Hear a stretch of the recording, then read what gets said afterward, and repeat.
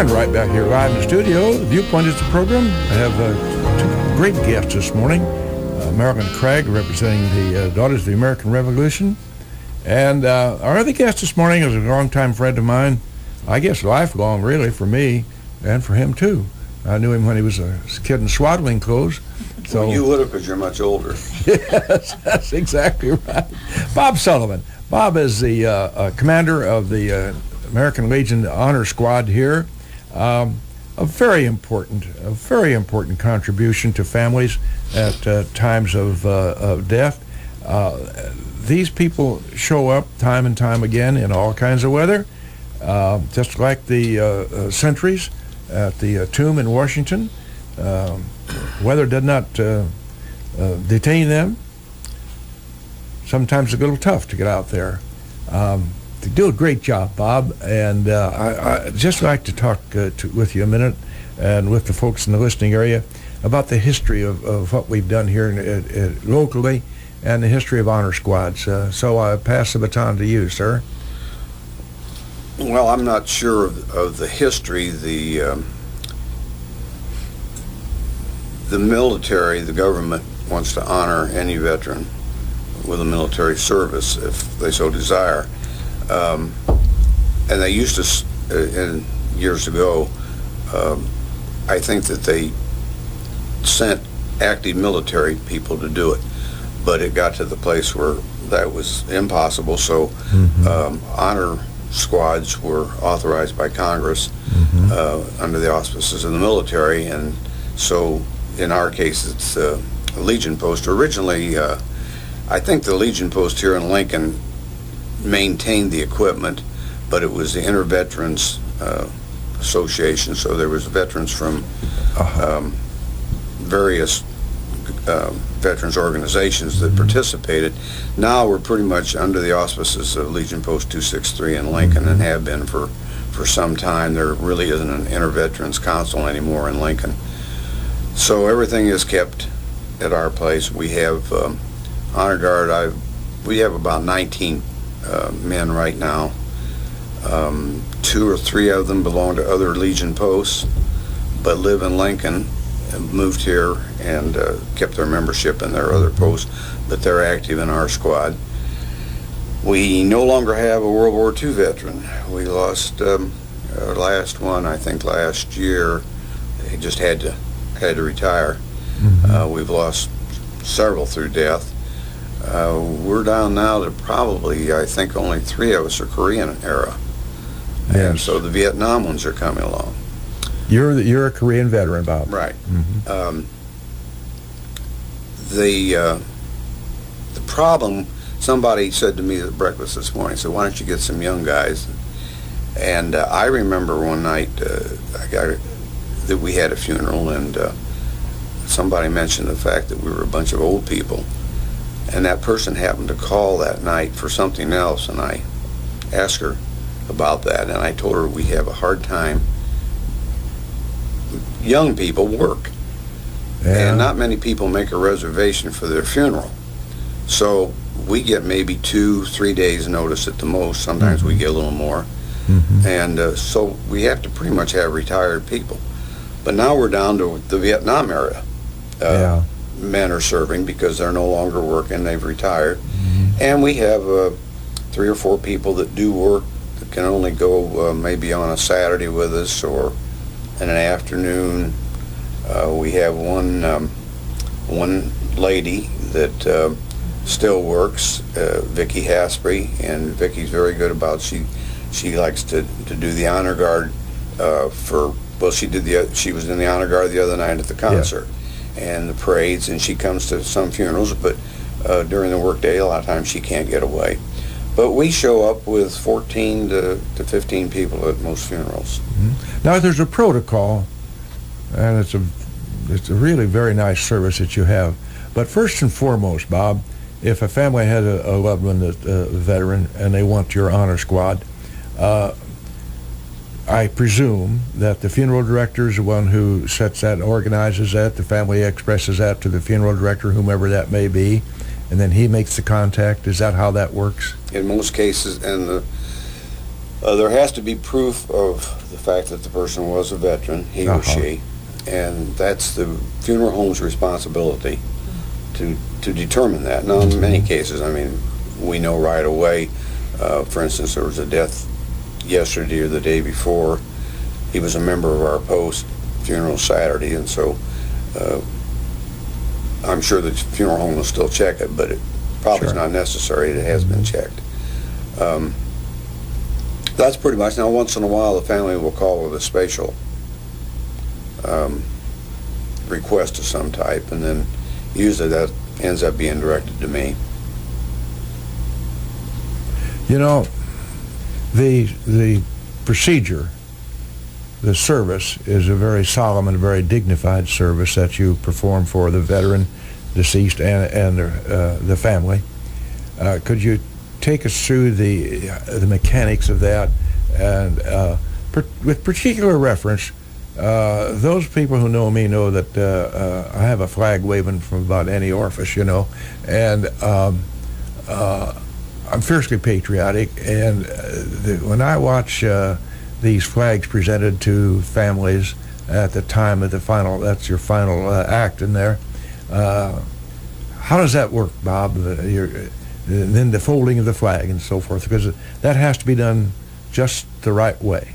And you boys do it and do it well. I've watched that. Well, sometimes we don't. Well, I saw that once too. Yes, and sometimes I sure did. And sometimes we refold afterwards. Actually, if you get a good fold, it's going to come out as a triangle, and nothing but blue is going to be shown, blue and the white stars.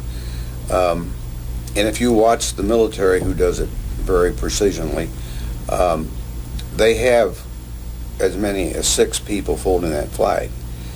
But we do it under the tent in a very small space with a casket on one side and the front row very close.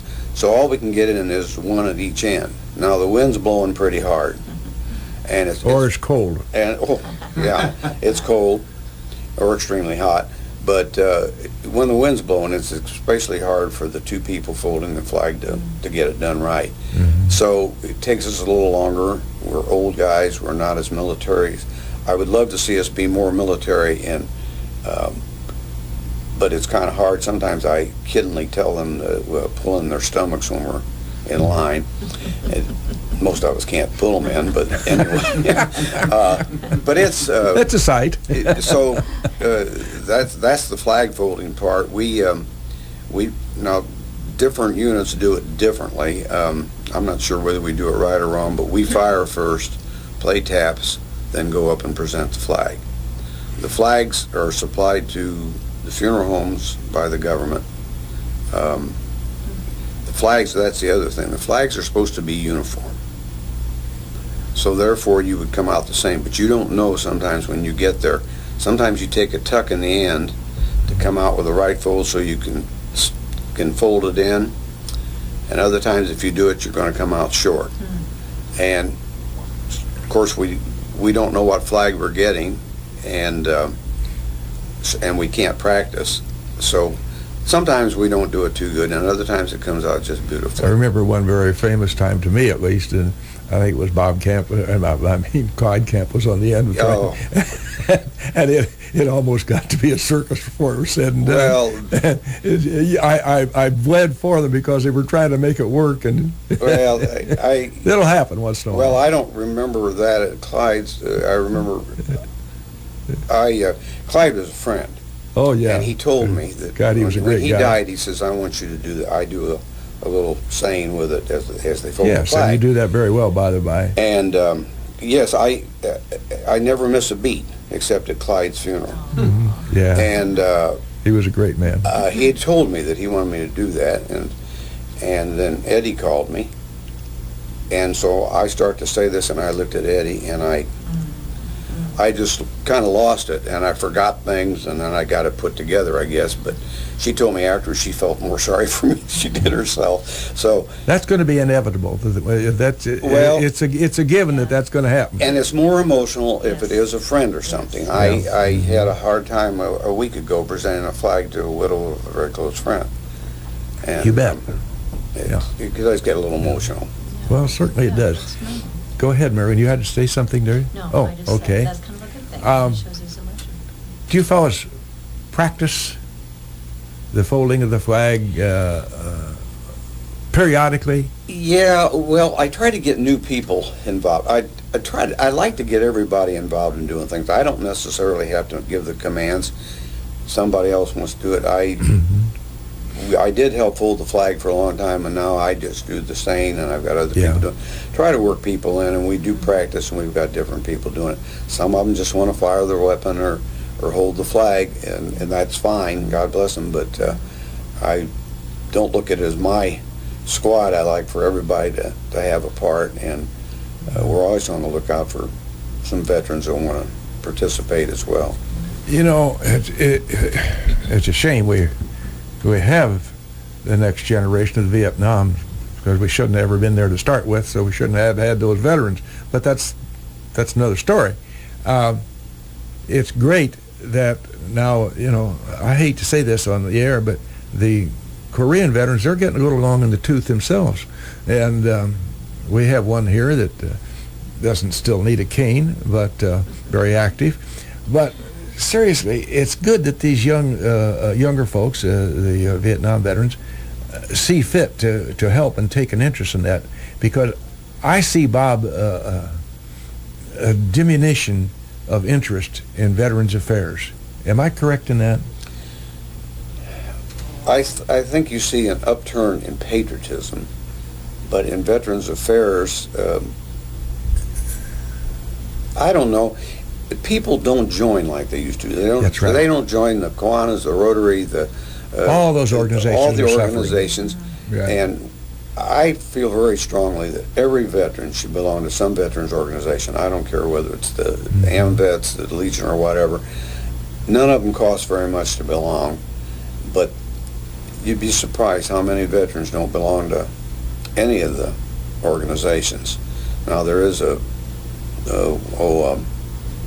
certain period of time that you have to been in the service to join the Legion. You had to be overseas in a combat era to belong to the VFW. The AMVETS, as long as you're a veteran. Right now, though, it's been open enrollment since, I think, 1998 or something like that. Anybody since that time could join the Legion. Well, you kind of speak to a problem that exists, as you say, in all organizations, but, you know, time being what they are and how they change. When I came home in 1946 and was discharged, we had a huge class of inductees into the American Legion, and I'll tell you exactly where it was. It's the gymnasium in the old Lincoln State School. And that was the Dr. William Fox class, as I remember that. And there must have been well over 100 of us that were inducted in out there in 1946. As you say, some of the folks they just don't join. No, and I think when you joined, that was the last war or conflict where people came home en masse. Yes. I mean, since exactly. then they dribble home as they get discharged. Yeah, we were arriving home, you know, as you say, en masse. So, and there was still a lot of patriotism going on. I see some lack of that and it starts, I think, Bob and Marilyn, I think it starts in this education system. There's not enough emphasis put on that. For instance, the pledge. God forbid we say the pledge in school. How stupid is that? Well, it says under God in it, too. Yeah. Can't do that. So, well, get my soapbox out on that, which reminds me of a poem I read. But you're right about one thing. The American Legion Auxiliary has an essay every year, and they send kids onto the state and everything. And they send them out to all the schools, but we only really get 3 grade schools in this town that participate in that thing. Now, they all get it, but, and one in particular really pushes patriotism. They have people go out. I've gone out and spoke to them. It's Zion School, I'll tell you it sure. is. Okay. They are very, they push patriotism very much out there, and that's what, to me, all schools could. Now, maybe they can do it a little different because they're Sure, a private parochial school, parochial school, right. Well, again, government interference. Reminds me of something I read somewhere. Logic is dead. Excellence is punished. Mediocrity is rewarded. And dependency is to be revered. This is the present-day America. Well, that's a little jaundiced. However, I think there's a lot of basic truth to that. And unfortunately, that's the case. At this grade school system in our country, nobody is doing, well, I say nobody generally, but there is not much effort put in on reminding, and there's a lot of revisionist history being taught, not the facts. And that's kind of a sad commentary. Bob, with your squad, do you have any problem with equipment and so forth and maintaining it, or can you get replacement rifles and so forth? Because those are kind of museum pieces. Well, when we went through the big fire years ago. Oh, that's right. Well, our rifles managed to survive that because they were in a locked room, which we have to keep them, and but they weren't working real well anyway. So I ordered new rifles, and it took. And there's not such a thing as a new rifle. They're reconditioned. The World War II, the M1s that we use, and it took about 13 months before we got receipt of the new ones and got rid of the old ones. Ammunition is supplied to us by the government. I have to order that, and they're very stringent on where it goes and how it's ordered. And you it's kind of funny, but you have to order a form to order. You can't order the form to order. You can't just keep forms on hand. When you're ready, you have to call the munitions up in Moline. They send a form to you. Then you have to have certain people sign it. Then it has to go to the American Legion headquarters and back, and then it goes to them. So but they do supply it. It's free. And we'll go through, well, we average and have, and I've been here 11 years, and in the time I've been there, we have averaged 30 funerals a year. I think we had 29 one time. We've had 32, 33. Right now we're running at, I think, 18 for this year. Plus we do other things like the bandstand the other night, the fireworks. There'll be a group at the fireworks tomorrow night to present the flag. We were at Relay for Life, so we do that type of thing too the year. We're very fortunate on the people that we have. The only excuse you ever get outside of somebody that's working is, I got a doctor's appointment. Well, or I'm on vacation. Sure. But they're very dedicated. We do. Like I said, we only get 2 or 3 days sometimes, but all I got to do is call them, and they're going to be there. They're very good about that. Now, funerals at Camp Butler. Can our squad go down there, or do they have their own? I know that they have their own squads at Camp Butler. Well, that has been off and on. At first, they had a squad. Then the Springfield Inter-Veterans Council, which is pretty good size, went out there in different groups every day. Now, they sometimes will run a funeral every hour, on the hour. Think of that. So then the government decided no, that it had to be active duty people, and there was some problems down there, and so then they couldn't get anybody. We were asked if we'd go down there one day a week, and I said no, I couldn't. In the first place, if we volunteered ours for a certain day every day, and one of our veterans died, so we go if it's a veteran from Logan County and they want the firing squad, because a lot of times down at Camp Butler, they get a flag folding in taps. Now, I understand there was one the other day that they did have a firing squad. It was probably a firing squad that was left, because we a lot of times will go down to do one, and we'll stay and do another one, or we'll get there early and do, when they know we're coming, they'll ask us if we can do for somebody that doesn't have one. A lot of these units are small too. Their honor guards are small. We're fortunate, we have a pretty big one. We help out a couple of the Legion posts around here, or the firing squads now, that can't quite muster the people. You know, Bob and Marilyn, I had never been to Camp Butler until several years ago, right here in our own backyard. Yeah. And I went down there for Ben Harrison, is who I went. And that's a beautiful place down there. That is a gorgeous. It is. It is. And it's huge. I didn't realize that at all. Yeah, well, there's one section over there, it's Confederates. Yes. Mm-hmm. Marilyn Craig, we appreciate very much your presence with us this morning to talk about the Daughters of American Revolution, not resolution. Their resolve to continue, I can tell you that. That's a very important organization in our country. One little black mark eons ago. Poor old Marian Anderson couldn't sing. And that was something that should have never happened. But again, in any organization, there's going to be a blip on the radar screen somewhere along the line.